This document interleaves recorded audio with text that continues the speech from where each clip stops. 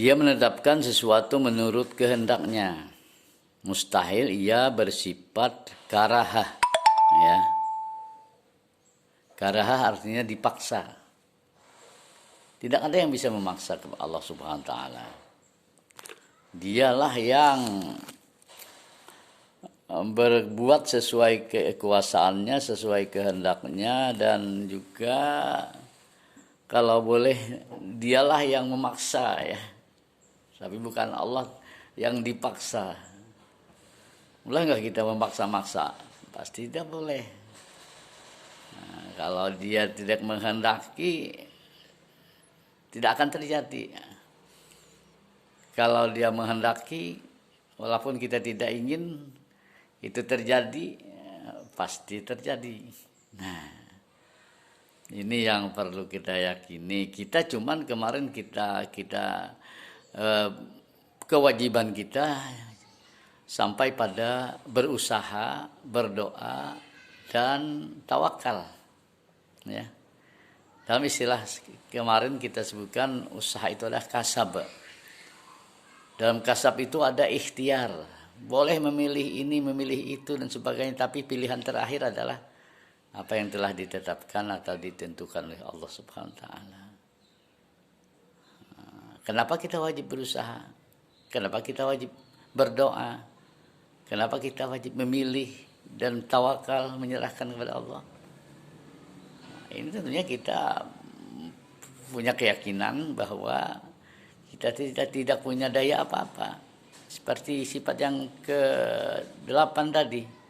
Ya, sifat yang sebelumnya tadi ya, yang ke-8 itu sifat iradah. Yang ke-7 sifat kudrat ya. Kita tidak punya daya apa-apa. La haula wala quwata illa billahil azim. Tidak ada daya dan kekuatan bagiku kecuali bagi Allah yang maha agung, itu yang punya kekuatan. Jadi dengan berdoa kita merasa benar-benar kita ini lemah. Ya, dhaif. Tadi dalam istilah lain ajus. Ajusnya lemah tadi, tidak mampu apa-apa saja. Sedikit pun. Kenapa kita berusaha? Karena kita dengan usaha itu kita akan mendapatkan ganjaran ataupun kebaikan dari Allah Subhanahu wa taala. Kalau kita tidak berusaha, tentu kebaikan tidak bisa diberikan. Maksudnya syarat untuk mendapat kebaikan atau berpahala itu harus ada usaha kita, pekerjaan kita, karya kita, ya. Walaupun ya sebenarnya kalau Tuhan punya kuasa, Tuhan punya kehendak, kita tidak berusaha pun, kalau Tuhan mau memberi rezeki, bisa.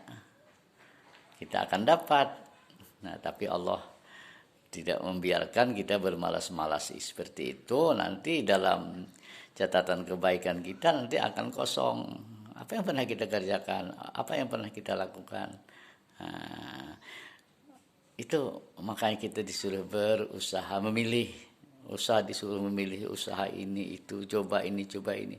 Nah, namun ternyata umpamanya tidak sesuai dengan keinginan kita, tidak sesuai dengan apa yang kita tuju. Nah, itu asalkan kita lakukan dengan ikhlas, asalkan kita kerjakan sepenuhnya mengharap ridha Allah, nah, itu akan menjadi kebaikan bagi kita. Nah, itu nanti tabungan kita, itu nanti apa yang disebut investasi barangkali ya. Nah, bagi kita yang nanti diserahkan doa-doa kita yang banyak itu, sebanyak berapa banyak kita berdoa, itu menjadi pahala, menjadi kebaikan. Seberapa banyak kita berusaha, seberapa banyak kita melakukan sesuatu kebaikan, kita memilih ini dan itu untuk kebaikan, ternyata belum tercapai, itu menjadi kebaikan. Kalau sudah tercapai, apakah juga menjadi kebaikan? Pasti. Ya. Yang tercapai itu berarti kehendak kita, keinginan kita sesuai dengan ketentuan yang telah ditetapkan oleh Allah Subhanahu wa taala. Kita sekarang belajar. Kita belajar supaya menjadi orang yang berilmu. Ya.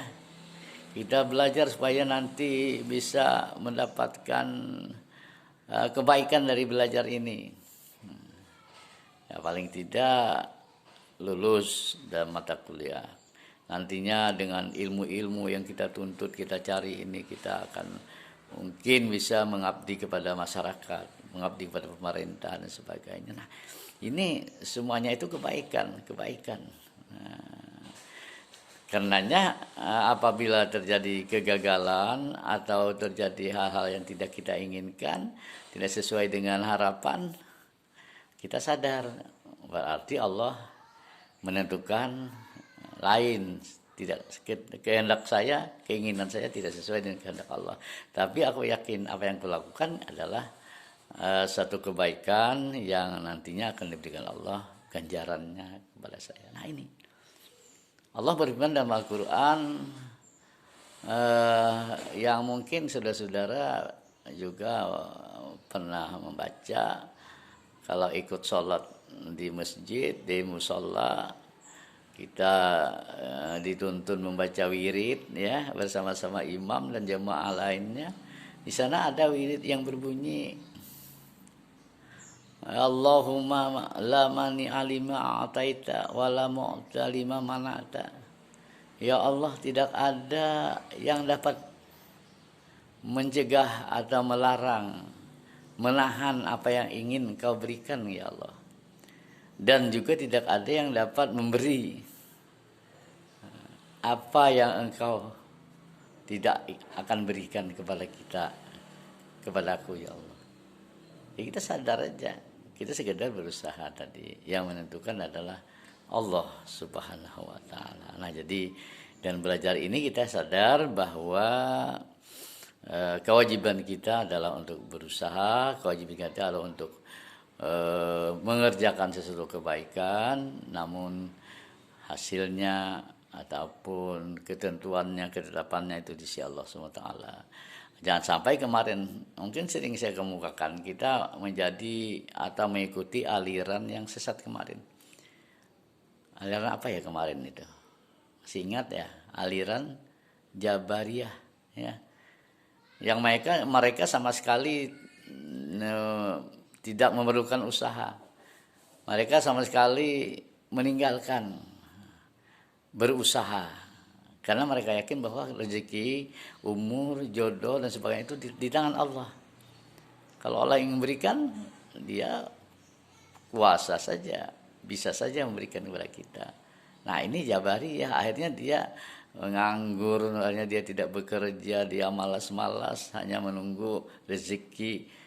Nah, padahal kemarin kita kemukakan di bagian lain itu bahwa Sayyidina Umar sendiri mengatakan bahwa Allah tidak akan menurunkan emas dari langit gitu. Tidak ada hujan emas dari langit.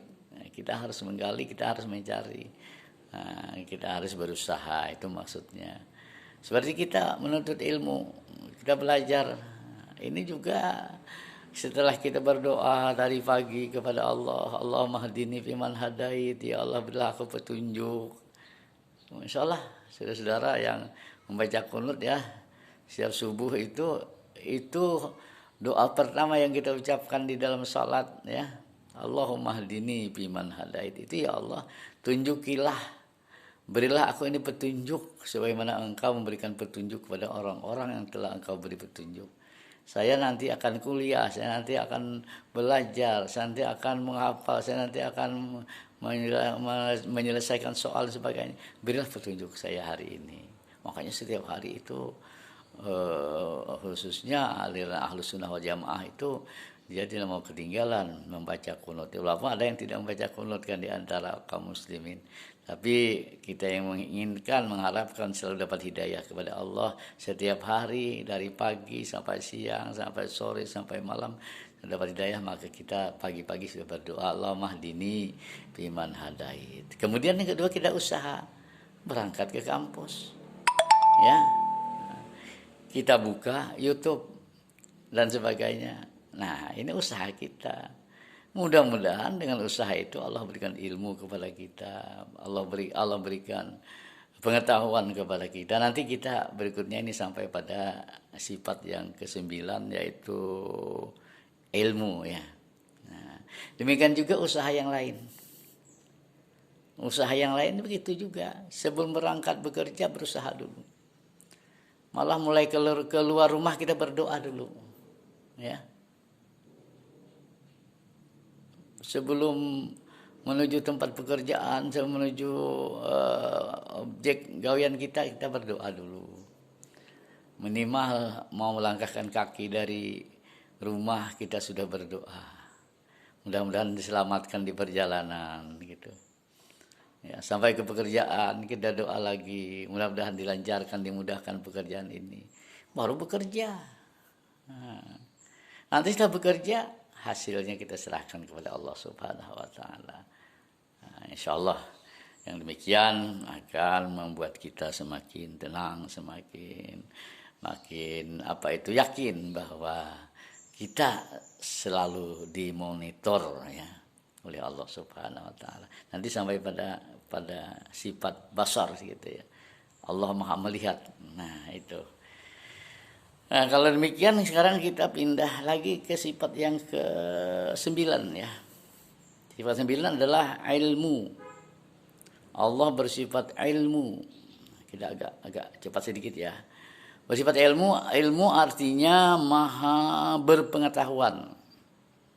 Allah maha tahu. Bisa begitu.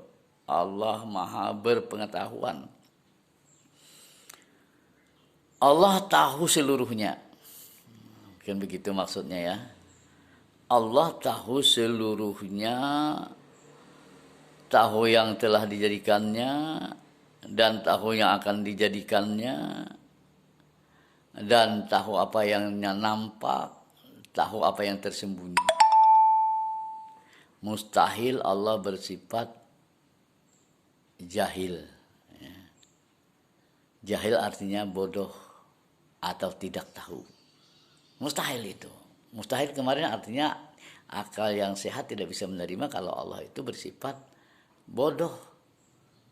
Allah maha tahu. Ini sifat yang ke-9 ya.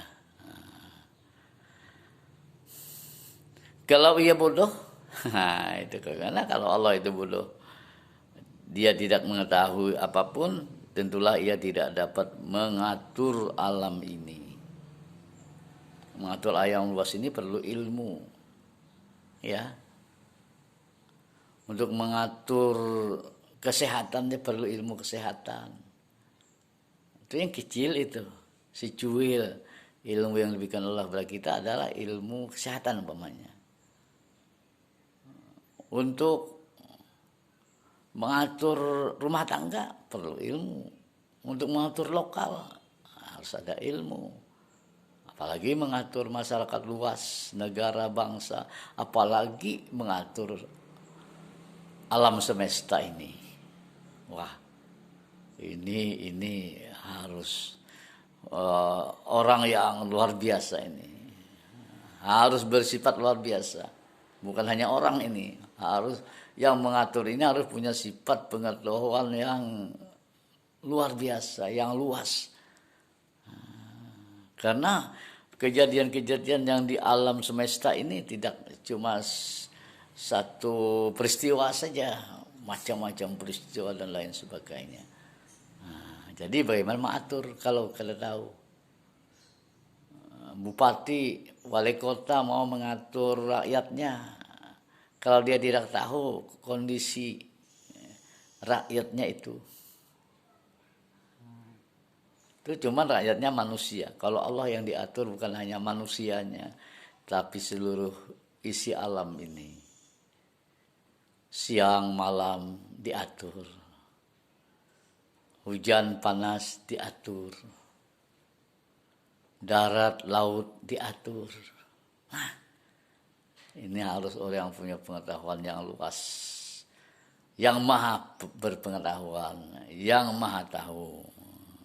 Ya. Sekarang ternyata bahwa alam ini berjalan menurut relnya dengan teratur dan rapi. Masya Allah. tak pernah matahari absen. Setiap pagi setia terbit menerangi alam semesta. Ya kah? Wow, kalimatnya bilang macam-macam tuh. Saya kagum itu, memang saya sangat yakin ini diatur ya Allah Subhanahu wa taala. Wasyamsu tajri li mustaqirrin laha, matahari itu beredar pada porosnya itu. Apa yang mengelilingi matahari? Bumi melalingi matahari. Kita ini berputar nih. Siapa yang memutar ini? Bisakah bumi ini diputar dengan mesin raksasa? Tidak bisa. Allah hanya cukup mengatakan berputarlah bumi ini. Mudahan jangan dikatakannya diam, nanti diam bumi ini, Masya Allah. Kita akan mati semuanya. Nah ini. Teratur rapi. Yang membuktikan bahwa yang memegangnya dan yang mengaturnya adalah Tuhan yang paling tahu, yang paling pandai, yang paling cerdik, yang maha mengetahui dan maha bijaksana. Jadi alhamdulillah kita masih di dalam Rahman, Rahim, kasih dan sayang Allah Subhanahu wa taala. Kita diizinkannya untuk tinggal di bumi ini. Allah yang mengatur, kita tinggal bersyukur ya. Tafakur, memikirkan betapa agungnya Allah. Mudah-mudahan kita dikehendaki Allah menjadi orang yang baik, dikehendaki Allah menjadi orang yang soleh, dikehendaki Allah menjadi orang yang selamat. Hidup di dunia selamat, hidup di akhirat. Nah, karena kita ini sudah nanti pada qada dan qadar itu sudah ada ditetapkan gitu. Nah, kita tinggal menjalani. Barangkali ketetapan Allah anda ini adalah nanti, mudah-mudahan gitu ya. Saya tidak menduga, cuma berdoa saja. Nah, mudah-mudahan anda ini nanti jadi orang-orang yang berkecimpung di dalam bidang kesehatan. Di dinas kesehatan kah, atau di praktisi kesehatan kah, dan sebagainya, sehingga ilmu yang sekarang didapatkan itu lebih banyak bermanfaat untuk kehidupan orang banyak. Kalau orang banyak memanfaatkan, berarti Anda banyak dapat kebaikannya. Mudah-mudahan kita ditetapkan seperti itu. Kita sudah berusaha, kita sudah berjuang. Nah, ini sudah semester 3 ya, alhamdulillah. Nanti semester 4 lancar, semester 5 sampai mencapai gelar sarjana kesehatan gitu. Mudah-mudahan itu ya. Nah, jadi dengan kudrat iradat Allah lah kita menjalani kehidupan ini. Dan apa yang ditentukan Allah patut kita catat, itu adalah yang terbaik untuk kita. Apa yang ditentukan oleh Allah Subhanahu wa taala, hendaklah kita terima dengan sepenuh hati. Nah, kita terima dengan sepenuh hati, kita terima dengan ikhlas, dan apa yang terjadi pasti ada hikmah dan kebaikannya. Apa yang kita lakukan insya Allah akan berhasil membawa kepada kebaikan. Nah, insya Allah seperti itu. Sifat yang ke-8 ya, karena kita ini di bawah yang ke-9, kita ini berada di bawah pengetahuan Allah. Pengetahuan Allah itu meliputi segala sesuatu.